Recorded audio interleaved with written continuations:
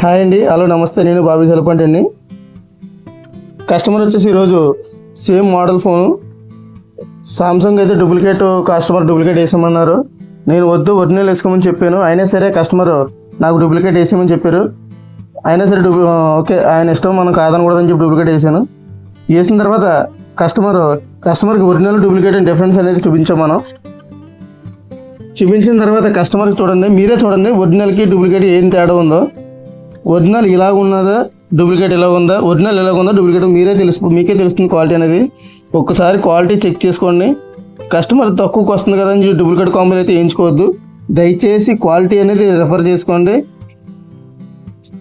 మీకు ఎలా అనిపిస్తుంది? మీరు డూప్లికేట్ ఏమన్నారు కదా? డూప్లికేట్ ఏమన్నామండి. డూప్లికేట్ ఏం చెప్పాను నీకు నేను? డూప్లికేట్ వద్దు, బాగోదా అని చెప్పారు. మీరేం చెప్పారు నాకు? అదే ఏంటి, డబ్బులు తక్కువ అయినా పర్లేదు అంటే. దాని తర్వాత నీకు ఒరిజినల్ వేసిన తర్వాత నీకు ఎలా అనిపించింది? ఒరిజినల్ వేసిన తర్వాత ఒరిజినల్ బాగుంది, డూప్లికేట్ వచ్చేసి ఒరిజినల్ బాగుంది. ఒరిజినల్ బాగుందా? ఒరిజినల్ బాగుంది. ఇది డూప్లికేట్ ఏమంటావా, ఒరిజినల్ ఏమంటావా? ఒరిజినల్ ఏంటి. మరి ఇది బాగుంది, నాకు సరిపోద్ది అన్నావు కదా, మరి ఇప్పుడు ఎందుకు వద్దన్నావు? అంటే క్యారెక్టర్ బాగా అంటున్నాను. మీకు తెలియనప్పుడు మేము చెప్తున్నాడు, కొద్దిగా అర్థం చేసుకోండి. ఒరిజినల్ కి డూప్లికేట్ అంత తేడా ఉంటుంది. చూసారు ఎంత బ్రైట్నెస్ ఉందో, ఎంత క్వాలిటీ ఉందో.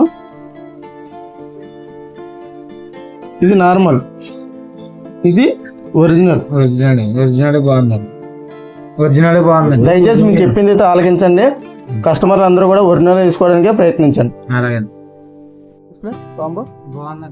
ఒరిజినల్ బాగుందా, డూప్లికేట్ బాగుందా? డూప్లికేట్ బాగుంది. అసలు బాగలేదు కదా అనే. నీకు ఎలా ఉంది డిస్ప్లే? చాలా బాగుంది. బాగుందని క్వాలిటీ నచ్చిందా? చాలా బాగుంది. ఎక్సలెంట్ ఉందా లేదా నార్మల్గా ఉందా?